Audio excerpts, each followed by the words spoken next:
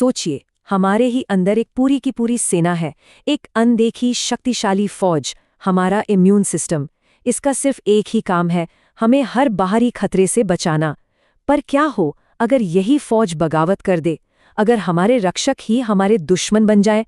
आज हम इसी चौंकाने वाली कहानी को समझेंगे जिसे कहते हैं ऑटो इम्यूनिटी। यही वो सवाल है जो ऑटो इम्यूनिटी को इतना खतरनाक बनाता है। ये एक ऐसी हालत है जहां शरीर का अपना डिफेंस सिस्टम दोस्त और दुश्मन के बीच का फर्क ही भूल जाता है।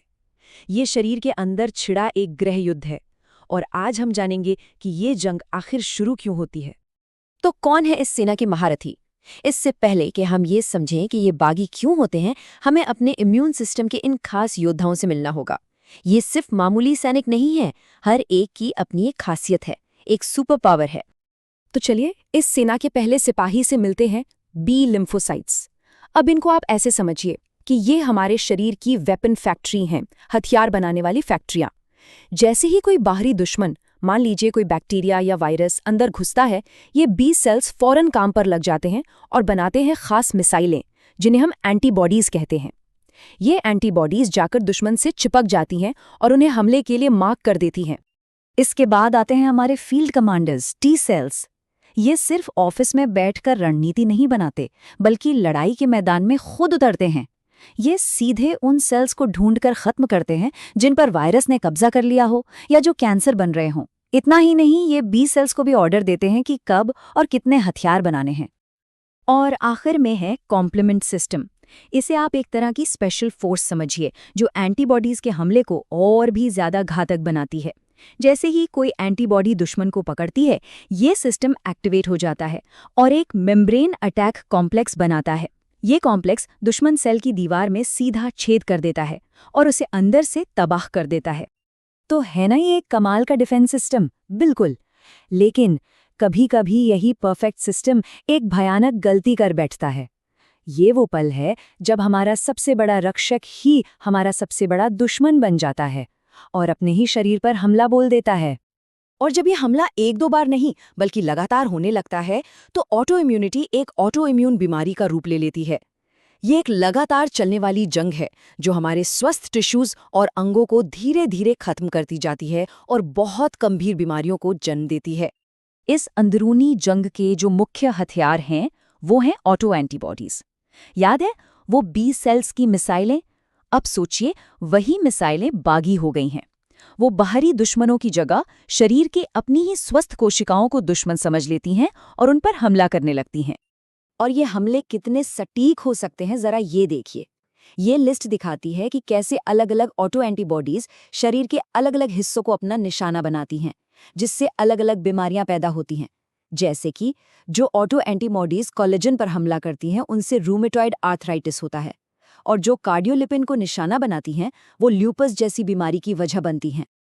तो सवाल ये उठता है कि इतनी बड़ी गलती आखिर होती कैसे है? इसकी एक बड़ी वजह है ट्रेनिंग में हुई एक चूक।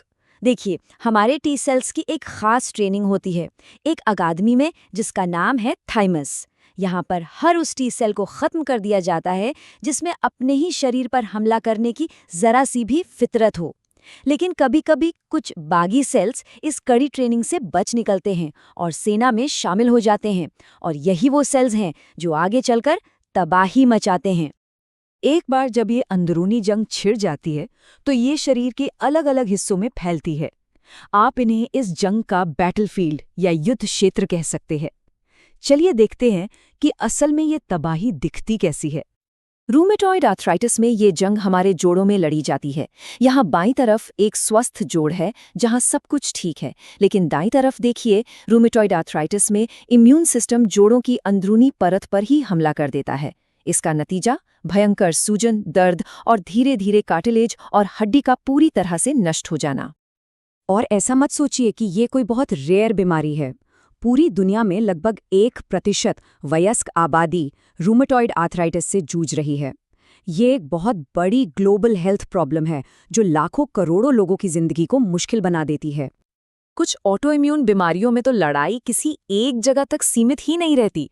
सिस्टेमिक ल्यूपस एरिथेमेटोसिस, जिसे SLE भी कहते हैं, उसमें तो जंग पूरे शरीर में फैल जाती है ऑटो एंटीबॉडीज त्वचा, जोड़ों, किडनी, खून, यहाँ तक कि दिमाग पे भी हमला कर सकती हैं।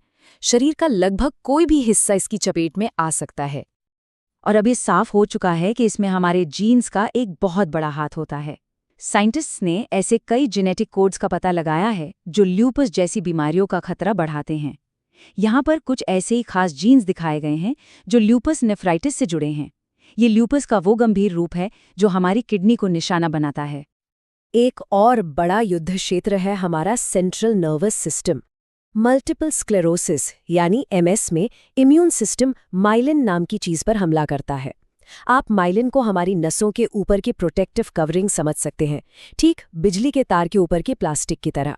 जब ये कवरिंग नष्ट होने लगती है तो दिमाग और शरीर के बीच के सिग्नल गड़बड़ा जाते हैं, जिससे बहुत ही गंभीर न्यूरोलॉजिकल प्रॉब्लम्स होती हैं। इस भयानक गृह युद्ध को देखकर अब सवाल ये उठता है कि क्या हम इसे रोक सकते हैं? क्या मेडिकल साइंस इस जंग में एक शांति दूत बनकर इसे शांत कर सकता है? इसका सबसे पहला कदम है सही निदान, जो किसी जासूस के काम से कम नहीं है। डॉक्टर सबसे पहले मरीज की पूरी कहानी सुनते हैं, लक्षणों को समझते हैं, फिर लैब टेस्ट के जरिए खून में उन बागी ऑटो एंटीबॉडीज और सूजन के सबूतों को खोजा जाता है। इमेजिंग से ये देखा जाता है कि शरीर में कितना नुकसान हुआ है, और जब दुश्मन की पहचान हो जाती है तब हमले का प्लान बनता है, यानी इलाज की रणनीति। तो अब जब जंग छिड़ ही गई है तो डॉक्टर इसे शांत करने के लिए क्या करते हैं? उनके तर्कश में भी कई तरह के तीर हैं। सबसे पहले हैं ग्लूकोकॉर्टिकॉइड्स। ये समझिए कि ये आग बुझाने वाले फायर एक्सटिंग्विशर की तरह हैं, जो भड़की हुई सूजन को तुरंत काबू में लाते हैं। फिर आती हैं DMRDs जैसी दवाइयाँ, जो एक तरह से पूरे इम्यून सिस्टम की स्पीड को थोड़ा कम कर देती हैं, उसे शांत करती हैं। और फिर है सबसे एडवांस हथियार, बायोलॉजिक्स। ये एकदम लेज़र गाइडेड मिसाइल की तरह हैं, जो सिर्फ और सिर्फ उन बागी इम्यून सेल्स को ढूंढकर निशाना बनाती हैं जो सारी प्रॉब्लम की जड़ हैं। यहाँ एक बात समझनी बहुत ज़रूरी है। फिलहाल इन इलाजों का मकसद बीमारी को जड़ से ख़त्म करना यानी क्योर करना नहीं है, बल्कि रेमिशन में लाना है। रेमिशन का मतलब है एक तरह का सीज फायर या युद्ध विराम, जहां बीमारी शांत हो जाती है और लक्षण काबू में आ जाते हैं, ताकि इंसान एक नॉर्मल जिंदगी जी सके। और यहीं पर आकर हम भविष्य के सबसे बड़े सवाल पर रुकते हैं। क्या हम हमेशा इस बागी सेना को सिर्फ दबाते ही रहेंगे, या आने वाले कल में हम इसे फिर से री-एजुकेट कर पाएंगे? क्या हम इसे दोबारा सिखा पाएंगे कि दोस्त और दुश्मन में क्या फर्क है, ताकि ये अंदरूनी बगावत हमेशा के लिए खत्म हो जाए? यही वो सवाल है जो आने वाले समय में मेडिकल साइंस की दिशा तय करेगा।